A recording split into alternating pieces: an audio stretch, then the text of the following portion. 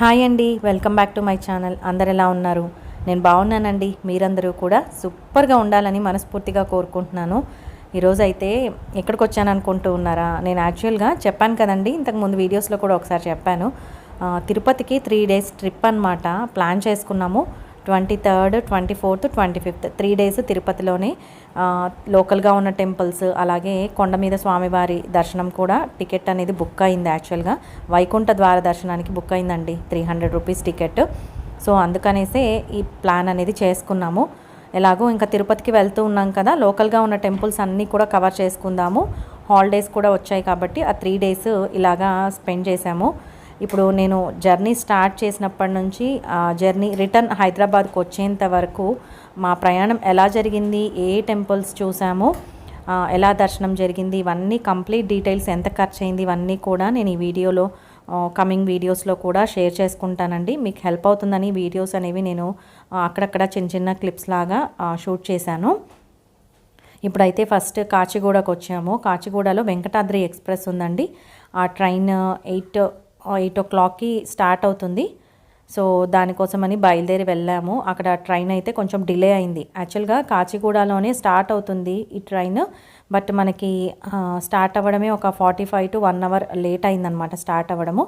So అక్కడ morning 7:05కి అలా చేరాల్సింది, మాకు 8:30 to 9 అయిపోయిందండి చేరడానికి. ఇది కొంచెం స్లోగా వెళ్తుంది ఈ ట్రైన్ అయితే, వెంకటాద్రి, అదొకటి మీరు మైండ్లో పెట్టుకోవాలి.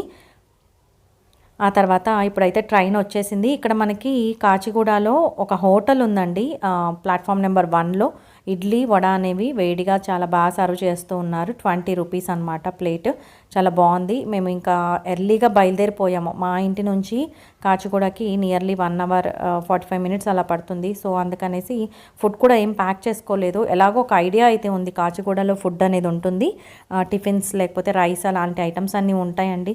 సో అక్కడే మేము డిన్నర్ చేసేసుకొని ట్రైన్ అనేది ఎక్కేసాము. యాక్చువల్గా ఏమైందంటే మాకు ఆర్ఏసీ వచ్చాయన్నమాట, కన్ఫర్మ్ అవ్వలేదు. టికెట్స్ కన్ఫర్మ్ అవుతాయి అనుకున్నాము, ఆర్ఏసీ 3, 4, 5 వచ్చాయి. సో చార్ట్ ప్రిపేర్ అయిపోయిన తర్వాత ఆ 3, 4, 5 కాస్త మాకు కన్ఫర్మ్ అవుతాయి అనుకొని మేము తత్కాల్ చేసుకోలేదండి. తత్కాల్ అయితే 1 day బిఫోర్ చేసుకోవాలి కదా. సో మాకైతే ఆర్ఏసీనే ఉండిపోయాయి. ఇంకా డిస్టెన్స్ కూడా మనకి ఇక్కడ నుంచి 12 hours నియర్లీ పడుతుంది జర్నీ టైం అనేది.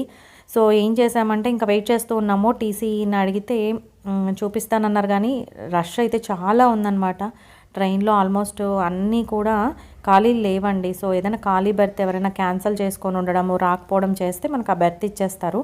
మేము 3rd AC బుక్ చేసుకున్నాము. సో ఇంకా 2nd ACలో ఉన్నాయండి ఖాళీలు అని చెప్పారు. సో 2nd AC కొంచెం ఎక్స్ట్రా అమౌంట్ పే చేసేసి మా బాబుకు నాకైతే 2nd AC వచ్చేసింది. ఇంకా మా వారికి 3rd ACలో ఒక బెర్త్ అనేది కన్ఫర్మ్ అయిపోయింది, వాళ్ళు ఇచ్చేసారనమాట. సో అలాగా మా జర్నీ అనేది స్టార్ట్ అయింది. అంత భగవంతుని దయే అండి. నిజంగా జర్నీలో కూడా మాకు బెర్త్లు అనేవి దొరకడం అనేది నిజంగా గ్రేట్ అనమాట. చాలా క్రౌడ్ ఉన్నింది, ఎక్కడ దొరకకపోతే ఇబ్బంది అవుతుంది కదా. మనం వెళ్ళడమే జర్నీలో 12 hours అలా కూర్చొని వెళ్ళాలంటే చాలా కష్టం అవుతుంది. ప్లస్ అక్కడ వెళ్ళిన తర్వాత మళ్ళీ ప్లేసెస్ చూడాల్సినవి ప్లాన్ చేసుకున్నవన్నీ కూడా కవర్ చేయాలంటే కొంచెం కష్టం అవుతుంది. అందుకనేసి భయపడ్డాను, కానీ దేవుని దయ వల్ల అంత హ్యాపీగా జర్నీ అనేది స్టార్ట్ అయిపోయింది.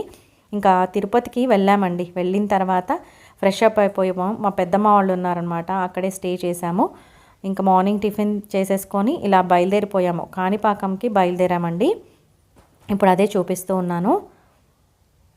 కాణిపాకంకి వెళ్ళిన తర్వాత అక్కడ దర్శనం ఎలా జరిగింది ఏంటి అనేది అన్ని వీడియోలో మీతో షేర్ చేసుకుంటాను. ఇప్పుడైతే స్టార్ట్ అయిపోయాము కాణిపాకంకి. మేము ఒక కార్ తీసుకున్నామండి, డ్రైవర్దే అనమాట కారు, ఓన్గా తనదే. సో కార్ అనేది చాలా బాగుండింది అనమాట. డ్రైవర్ కూడా చాలా మంచి వ్యక్తి అండి. సో మాకు కంఫర్టబుల్గా అనిపించింది 3 days జర్నీ కార్లో అనేది. పర్ డేకి 5,000 ఛార్జ్ చేశారు. మనకి ఇంక ఏ ప్లేసెస్ కావాలన్నా చూపిస్తారనమాట. అలాగా 3 days కార్ని బుక్ చేసుకున్నాము. ఇలాగా కాణిపాకంకి అయితే స్టార్ట్ అయిపోయాము. స్టిల్ ఫాగ్ అనేది అలా ఉందన్నమాట. గాలిలో చూస్తూ ఉన్నారు కదా, అక్కడ కొండలన్నీ కూడా క్లియర్గా కనిపించట్లేదు, అంత మంచుతో ఉన్నాయి. అదే చూపిస్తూ ఉన్నాను. వ్యూ అనేది చాలా చాలా బాగుందండి.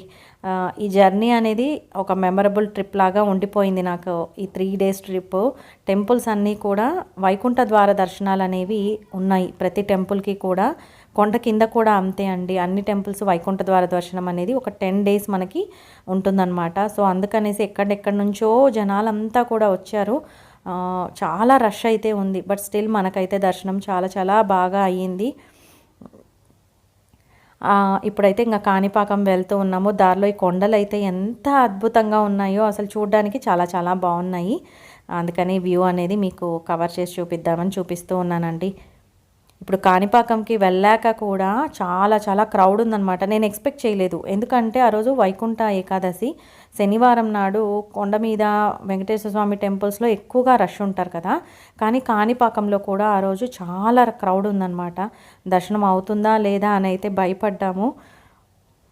ఇలాగా ఇంకా మనకి తిరుపతి నుంచి 60 కిలోమీటర్స్ అరౌండ్ అలా ఉంటుంది కదా కాణిపాకము. తొందరగానే వెళ్ళిపోతామండి.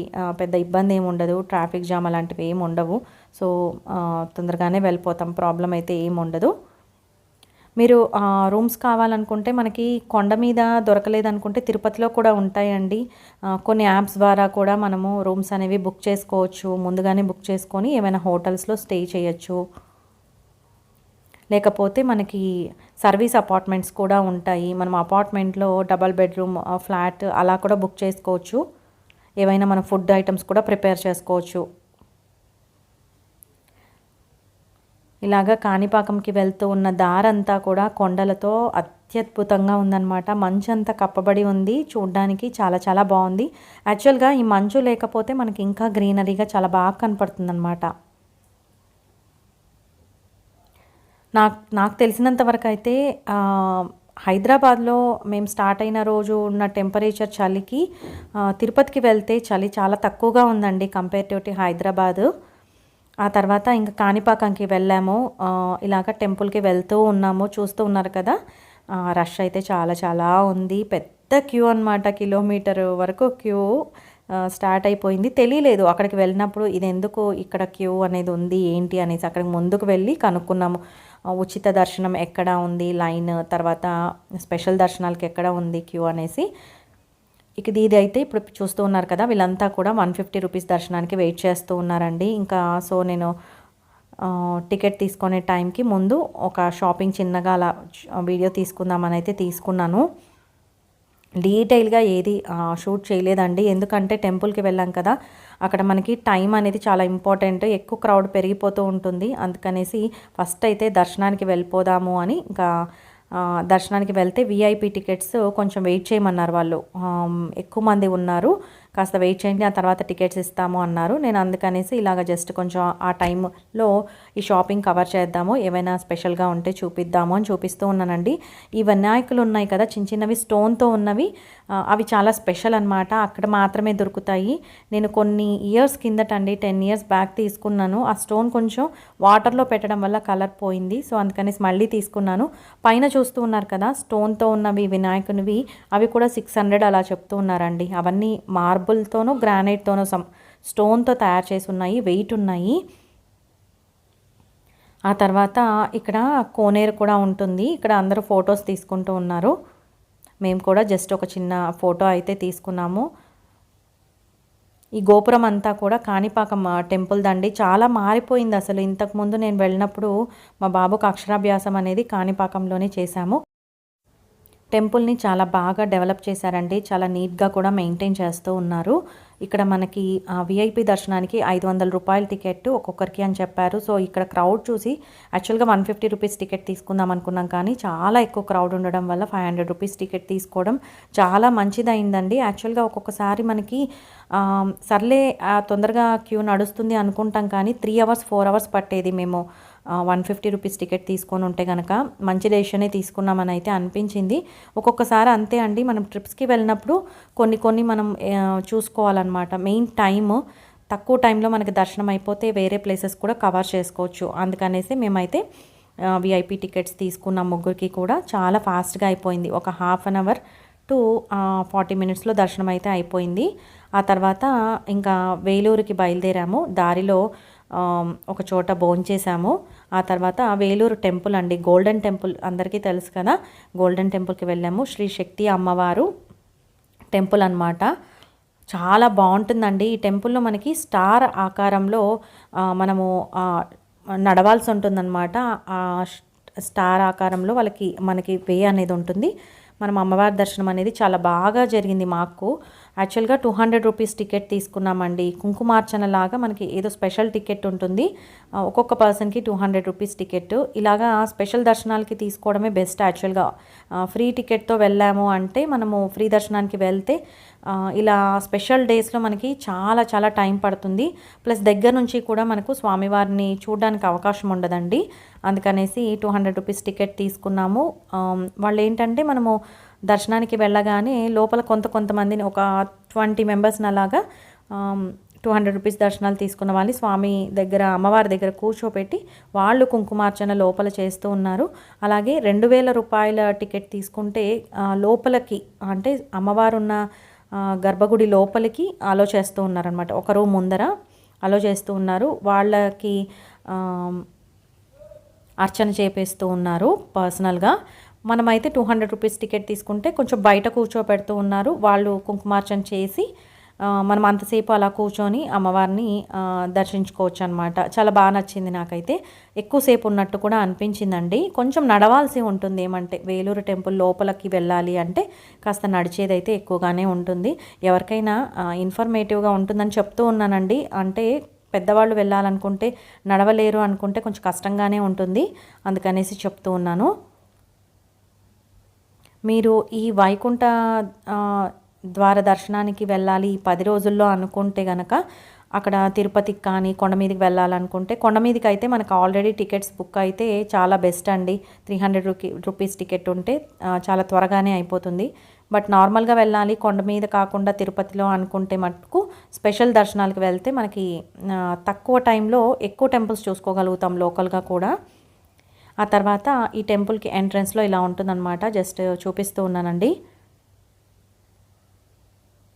లోపల 2-3 లోపల ఉంటాయి, 2-3 టెంపుల్స్ ఉంటాయి. అవన్నీ కూడా దర్శించుకోవచ్చు.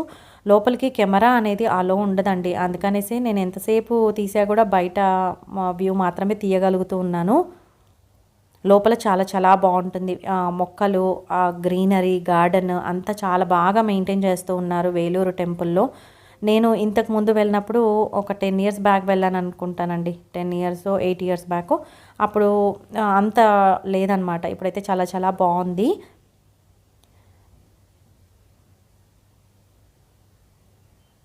మేమైతే ఫోన్స్ అవన్నీ కూడా కార్లోనే పెట్టేసి వెళ్ళిపోయాం. లేదంటే ఇక్కడ ఫోన్స్ కూడా మనకు పెట్టాలనుకుంటే ఒక పెద్ద క్యూ లైన్ ఉంటుంది. అలాగే మన ఫుట్వేర్ పెట్టాలన్నా కూడా పెద్ద క్యూ లైన్ ఉంటుంది. వాటన్నిటికీ టైం వేస్ట్ కదా, అందుకనేసి వెహికల్ తీసుకుంటే అదొక అడ్వాంటేజ్ అనమాట. ఫాస్ట్గా అన్నీ దాంట్లో పెట్టేసి దర్శనం చేసుకొని వచ్చేయచ్చు.